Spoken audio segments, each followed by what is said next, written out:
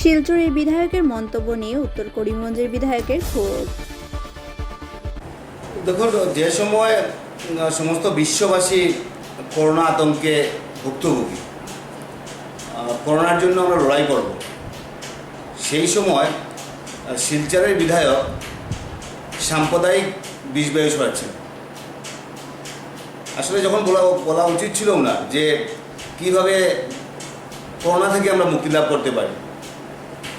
Corona তো আর নাম জিজ্ঞেস করে আসে না যে তোমার নামটা কি, তোমার ধর্ম কি, তোমার জাত কি। তো সেই ব্যাপারে আমাদের এই অঞ্চলের বিধায়ক গড়াইবেলির দিলীপ পাল বিগত অনেক দিন থেকে, বিধায়ক হওয়ার পর থেকে প্রত্যেকটা সময় যে কোনো ইস্যুতেই শুধু সাম্প্রদায়িকতা, শুধু হিন্দু মুসলমান, শুধু বিভেদের রাজনীতি, ইভেন করোনার সময়ও যে সময় প্রত্যেকটা মানুষ বলছে, সরকার বলছে, প্রত্যেকটা দল বলছে যে করোনা নিয়ে, আমাদের মোবাইলে যখন রিংটোন, সেই রিংটোনে দেখা যায় যে আমরা করোনা নিয়ে লড়াই করব, আমরা সেটা ভেদভাব করবো না, লাইক দ্যাট, এইগুলো রিংটোন। এবং প্রত্যেকটা মানুষ এরকম কথা বলছেন। দিলীপ পাল বলছেন যে এই ধরনের সাম্প্রদায়িক কথাবার্তা বলছেন। আসলে ওনাদের উপর ব্যবস্থা নেওয়া দরকার। ঠিকের বিদ্যার উপর ব্যবস্থা নেওয়া হয়েছে, ঠিক আছে, যে সাম্প্রদায়িক বক্তব্য যদি কেউ বলে প্রত্যেকের উপর ব্যবস্থা নেওয়া হোক, তাহলে তো দিলীপ পালের উপর নেওয়া উচিত ছিল। এখন যদি রক্ষক বক্ষক হয় যদি, তাহলে কোথা থেকে ন্যায় পাবে? তাই বলছি যে যখন সরকার একটা সুস্থ পরিবেশ গড়ে তোলা দরকার, আইন তো সবার জন্যই সমান, আইনের চোখে। করোনা নিয়ে জেলা স্বাস্থ্য বিভাগ যুগ্ম সঞ্চালক অনুপ কুমার দৈত্যের মতামত। দেখুন, এই যে চ্যাপ্টারটা ডাইরেক্টলি ডিসি স্যারে ম্যানেজ করা, কোন জায়গায় কতজন আইব কিনা তার কাছে খবর আইব। আমাদের কাজে দিয়া ডাক্তারি পাট্টা করতাম এবং টেস্টিংটা করতাম এবং রেগুলার ওনাদের স্বাস্থ্য ডাক্তার থেকে ওদের শরীরে কোনো কারোর উইল কিনা না বা কোনো কষ্ট আছে কিনা না দেখার থাকবো। আর বাকি সমস্ত কিছু অ্যারেঞ্জমেন্ট, কোথায় থাকবে, কীরকম থাকবে, কতজন থাকবে, তারপরে কয়দিন থাকবো, সমস্ত কিছু ডিস্ট্রিক্ট থেকে ডিসি স্যার ম্যানেজ করবো, এটাই নির্দেশ। বলেন। আচ্ছা, এজ এ ডক্টর আপনার কি মনে হয় বর্তমানে যেসব চিকিৎসকরা ডিউটিতে আছেন তাদের কি পিপি কিটের প্রয়োজন রয়েছে? পিপি কিট পরে চিকিৎসা করেন? আমাদের তো পার্সোনাল প্রশ্ন, আমি যখন মাস্ক লাগাইছি, আপনি যখন মাস্ক লাগাইলাম, প্রতিনিয়ত তো পদ্ধতি মতো চলবো। ডাক্তারের এক এক ক্যাটেগরিতে এক এক সময় এক একটা পড়তে হইব। এটা যে সবসময় একটা করে বুঝতে হবে কোনো কথা নেই। কিছু নির্দিষ্ট টেস্ট আছে, এই টেস্ট করার সময় আমরা বেশি সামনে যাই, তখন ওদের পড়তে হইব। কারণ এটা পিপি কিটটা সাধারণ জিনিস না, এটা পড়লে এটা একটা শ্বাসকষ্টের মধ্যে ব্যবহার হয়ে যেতে পারে। ক্লোজ কেভিটি তো, সমস্ত বাতাস বাইরে বাতাস ঢুকতো না, ভিতরে বাতাস যাইতো না, মহা সমস্যা।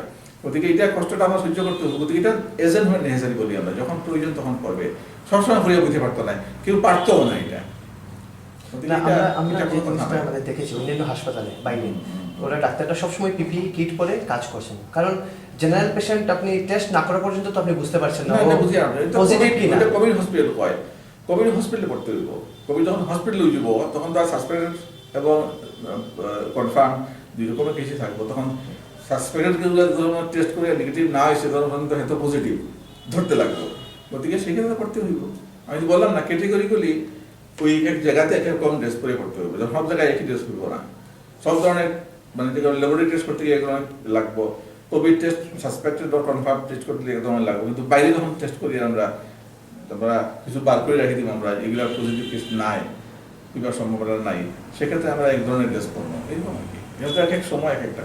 আমাদের করিমগঞ্জে এখন বর্তমানে কোভিড হাসপাতাল রয়েছে, তো ধরুন একদিনে যদি 10-20 জন কোয়ারেন্টাইনে এসে যায় অথবা কোনো পজিটিভ কেস এসে যায়, আমরা দেখেছি মানে খবর নিয়েছি যে করিমগঞ্জে এখন বর্তমানে হাসপাতালে মাত্র 51টি পিপি কিট রয়েছে। আপনার কি মনে হয় যে পিপি কিট আরো বেশি টাকা প্রয়োজন ছিল কিনা? প্রয়োজনের কথা বলতেছেন। আসলে আমাদের এখন মাস সার্ভে শুরু হয়েছে, তো টিকিটের ডিমান্ড বাড়ছে। আমরা অলরেডি গভর্নমেন্টের কাছে পাঠিয়ে দিয়েছি, তারা আজকালের মধ্যে রিপোর্ট আগে পড়বো। গতিকে এখানটা বান্ধাতে আছে বলে কোনো কথা নাই। আমাদের এখন পর্যন্ত সাফিসিয়েন্ট আছে, চলতেছে।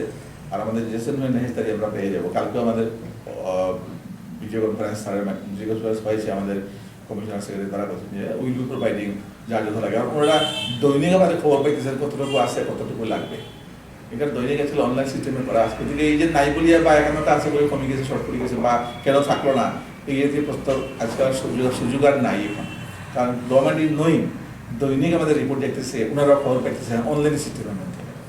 ওদিকে ডিস্ট্রিক্ট ড্রাগ ওয়ার হাউস বলি আমরা, তার সাথে অনলাইন সিস্টেম হয়ে গেছে, কতটা গেল কতটা রইল, দে আর গেটিং ইনফরমেশন রেগুলারলি। বর্তমানে যেটা কোয়ারেন্টাইন সেন্টার রয়েছে এগুলিতে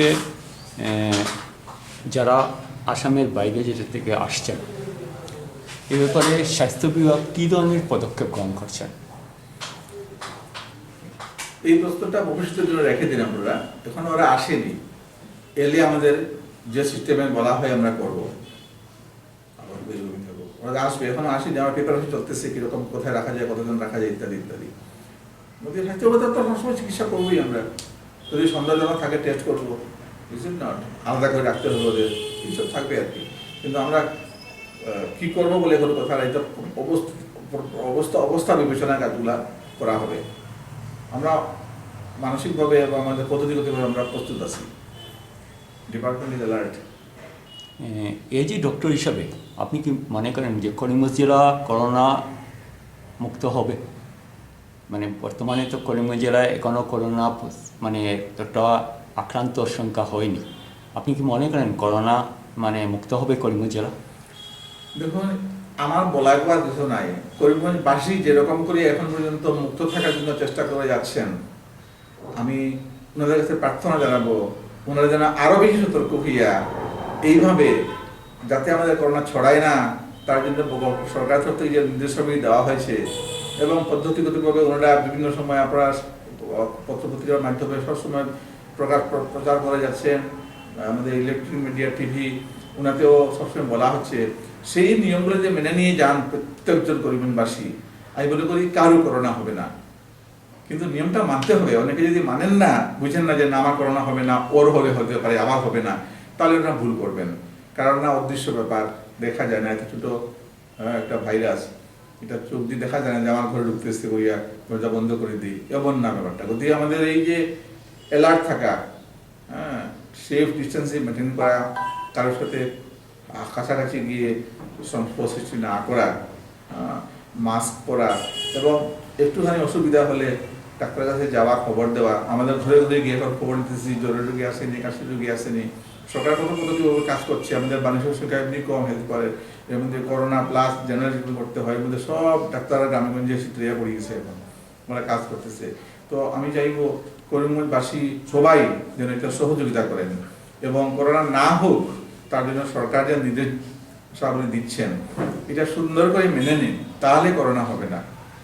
ওনারা করিমগঞ্জবাসী এটার জন্য সক্রিয় হলেই করোনা হবে না, এটি বলবো। আমাদের ডাক্তারের তরফে কিছু বলার নেই, আমাদের তো করোনা হলে চিকিৎসা করব, আর ওরা হতে না দিলে আমাদের সুন্দর কথা, আমরা তো খুবই খুশি হব যে করোনা হলো না।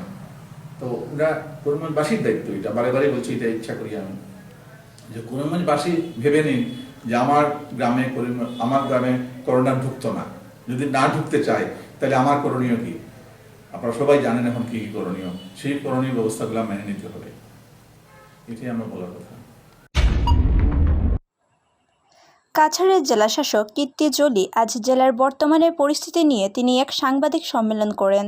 সাংবাদিক সম্মেলনে তিনি উল্লেখ করেন, Thank you for the warm welcome to कछार district. ये एक इंटरेक्शन में पता चल गया कि कछार का प्रेस कितना सतर्क है एंड कितना फर्म भी है कि सबके वॉइसेस हमारे तक पहुंचे एंड कछार में और डेवलपमेंट हो। So thank you for all your feedback. मैं सबसे पहले ये बोलना चाहती हूँ कि of course there are lot of complaints, lot of issues have to be resolve. इतना बड़ा डिस्ट्रिक्ट है, इतना बड़ा पॉपुलेशन है, मैनेजमेंट में टाइम लगेगा। मेरा आज ये 4वां दिन है and we are working night and day कि जितना जल्दी हो सके हम व्हाटएवर इज़ नेसेसरी, जहाँ जहाँ पे भी गैप्स थे उसको प्लग इन करने के लिए। So मेरा priority is to save the district from corona. So उस priority में जो चीज़ें करना है वो पूरी तरह से हम single minded focus से वही कर रहे हैं. There was systems have to be built. हमारे वेरियस स्क्रीनिंग पॉइंट्स में, हमारे हेल्थ टीम में सबको सतर्क रख के, मोटिवेटेड रख के काम करवाना है. ये इसी में हमारा पूरा फोकस है. मैं शुरुआत पहले ये ट्रेन्स में से जो लोग आ रहे हैं उनके बारे में करना चाहती हूँ. ये हमारे भाई बहन हैं जो बाकी स्टेट्स में अटक गए थे बिकॉज ऑफ लॉकडाउन, एंड अभी उनको चांस दिया जा रहा है कि वो अपने घर वापस आ जाए. इसमें एक SOP भी डिज़ाइन हो चुका है. SOP के तहत जो लोग, बदरपुर हमारा स्टेशन होगा, तो कचार के लोग जो भी है उनको वहाँ से एक नोडल ऑफिसर ऑलरेडी दिया गया है बस में, जिसमें बड़ा बड़ा बैनर्स लगे हुए हैं कि ये कचार के बसेस है with 50% capacity. As you know, वो लोग बस में आएंगे टू ISBT. वहाँ पे उनका स्क्रीनिंग होगा, स्वॉब टेस्टिंग होगा.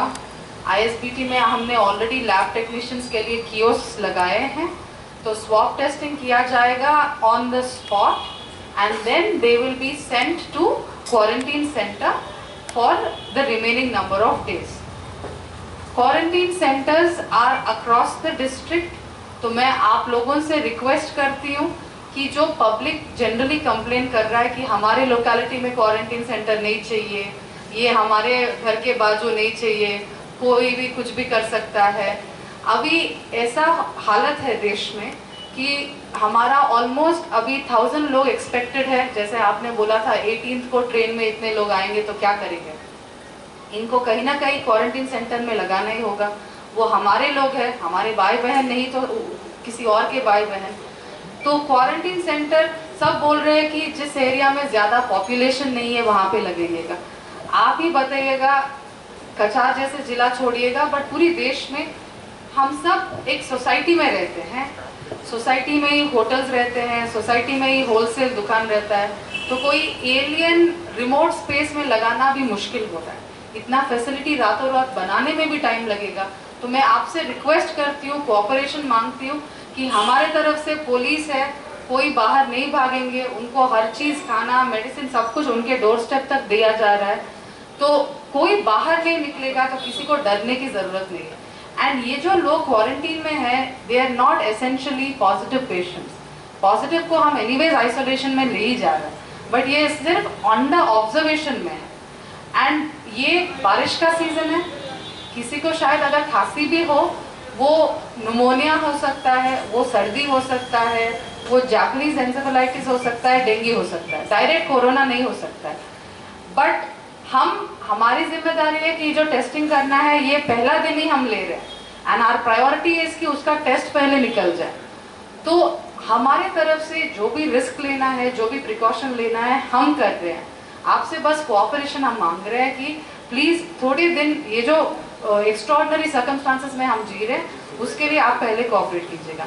तो ये लोग क्वारंटीन सेंटर में लेके जाएंगे. उनका स्वॉब टेस्ट जो है हर सुबह उनको SMCH में देंगे. SMCH में टेस्ट आने को टाइम लगेगा. SMCH जैसे आपको पता है, करीमगंज, हाइलाकंडी, कचार, दीमा हसाव, इन चारों डिस्ट्रिक्ट का टेस्ट वही करेंगे. तो हर रोज़ ट्रेन में इतने लोग आ रहे हैं. हमारा असम कम्युनिटी सर्वेलेंस प्रोग्राम भी चालू होने वाला है. तो हर ज़िले से हर रोज़ सैंपल्स आएंगे हर शाम को. ये सब टेस्टिंग टाइम लगता है. तो ये क्वारंटीन में जो रखे गए हैं, 4 दिन के बाद अगर टेस्ट रिजल्ट आ जाए, 7 दिन के बाद अगर टेस्ट रिजल्ट आ जाए, जब भी टेस्ट रिजल्ट नेगेटिव आ जाएगा, उनको हम उनके घर में रिलीज कर देंगे विद अ स्टैंपिंग की वो 14 डे क्वारंटीन मेंटेन करेंगे अलॉन्ग विद द अंडरटेकिंग. সারা বিশ্বে চলছে মহামারী কোভিড-19 মহাপ্রকোপ, যার ফলস্বরূপ চলছে ভারতের বিভিন্ন রাজ্যগুলিতে তৃতীয় পর্যায়ে শেষের দিকে লকডাউনের ফলে কাজহীন, খাদ্যহীন হয়ে পড়েছে বিভিন্ন গ্রামীণ এলাকার খেটে খাওয়া মানুষগুলি। লকডাউনের প্রায় 2 মাস হতে চলছে তেলিয়ামুড়া মহকুমার হদ্রাই এডিসি ভিলেজের ওয়াংশিমালাং গ্রামে এখন পর্যন্ত কোনো ত্রাণ সামগ্রী পৌঁছায়নি। তাই তো এলাকার যুবক মনোজ দেববর্মা তাদের দুঃখ বুঝতে পেরে সোশ্যাল মিডিয়ার মাধ্যমে আগরতলার দত্ত চিকিৎসক রাখি দেববর্মার নিকট আর্জি জানায়। এদিকে ডক্টর রাখি দেববর্মা মনোজের মেসেজ পেয়ে কাল বিলম্ব না করে ওনার স্বামী বিশিষ্ট সমাজসেবক অমিত রক্ষিতকে সাথে নিয়ে আজ ওই এলাকায় খাদ্য সামগ্রী নিয়ে পৌঁছে যান। এলাকার 40টি পরিবারকে চাল, ডাল, আলু, অন্যান্য কিছু সামগ্রী তুলে দেন। এছাড়াও তিনি প্রত্যেকের জন্য 2টি করে মাস্ক উপহার দেন, যাতে তারা করোনা ভাইরাস থেকে একটু হলেও রেহাই পায় এবং সচেতনতামূলক আলোচনা করেন তিনি। এই সাক্ষাৎকারে ডক্টর রাখি দেববর্মা জানান, শ্রী শ্রী রবিশঙ্করজির 54তম জন্মবার্ষিকী উপলক্ষে এবং এলাকার যুবক মনোজ দেববর্মার মেসেজ পেয়ে এই এলাকায় ত্রাণ সামগ্রী নিয়ে ছুটে আসেন। who is our spiritual master, owner 64th happy birthday উপলক্ষে আমরা ডিস্ট্রিবিউট করেছি। তো আমার হাজব্যান্ড অমিত রক্ষিত গত 1-1.5 মাস ধরে বিভিন্ন জায়গায় ত্রাণ সামগ্রী দিয়ে যাচ্ছেন। তো আমি ভাবলাম যে আমিও কিছু দেই গুরুজির হ্যাপি বার্থডে উপলক্ষে। তো আমরা একটা রিমোট জায়গা সিলেক্ট করে এই জায়গায় এসেছি। অ্যান্ড এই এলাকারই একটা ছেলে আছে মনোজ দেববর্মা, ও আমাকে ফেসবুকে মেসেঞ্জারে গতকাল অল অফ এ সাডেন আমাকে বলেছে যে ম্যাডাম, আমাদের গ্রামে অনেক ফ্যামিলি আছে, ওরা এখনও কিছু হেল্প পায়নি, তো আপনি আমাদেরকে এসে দিয়ে যান। তো আমি বললাম আচ্ছা ঠিক আছে, আমার ঘরে জিনিস আছে, আমি কালকের মধ্যেই ডিসপোজ করতে চাই, সবাইকে দিয়ে দিতে চাই। তো খুব শর্ট টাইমে অল অফ এ সাডেন প্ল্যানিংটা হয়েছে। তো যেই মাত্র আমরা ডিসিশন নিলাম যে আমরা ডিস্ট্রিবিউট করব, তো সবাইকে ভলান্টিয়ার্স হিসেবে পেয়েও গেছি। তো এখানে যারা আছে সবাই ভলান্টিয়ার্স। তো আমরা আসলাম এখানে।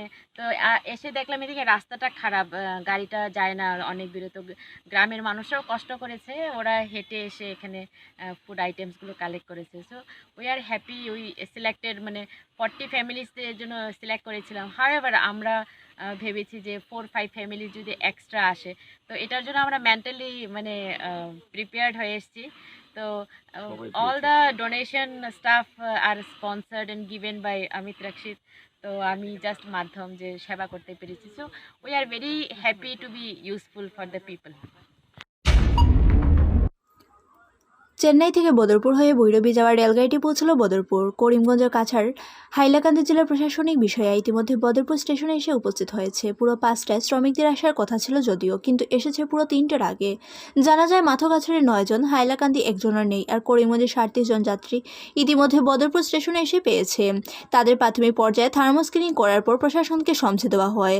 করিমগঞ্জের সকল যাত্রীকে বাসে পাঠানো হয়েছে। বর্তমানে তাদের করিমগঞ্জের হোটেলে রেখে সোয়াব টেস্ট করা হবে, আর টেস্টের রিপোর্ট আসার আগে 3 দিন হোটেলের কোয়ারেন্টাইনে থাকতে হবে। আর পরীক্ষার নেগেটিভ রিপোর্ট আসলে তাদের নিজের ঘরে হোম কোয়ারেন্টাইনে যেতে দেওয়া হবে বলে জানা গেছে।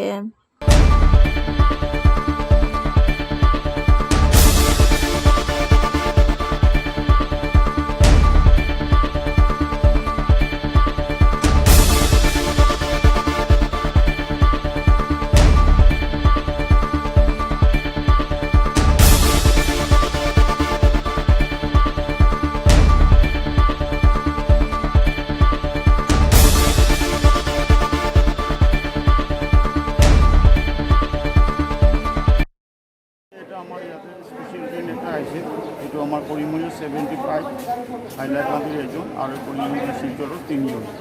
এই 3 জন আমার শিলচর গুচি যাব, আর একজন হাইলাকান্দি যাব, আর বাকি 70টা আমাকে করিমগঞ্জের বাছতে লৈ যোৱা যাব ভাগে ভাগে। আৰু এইটো আমাৰ এক্সট্ৰাকৈ থাকিব লগতে।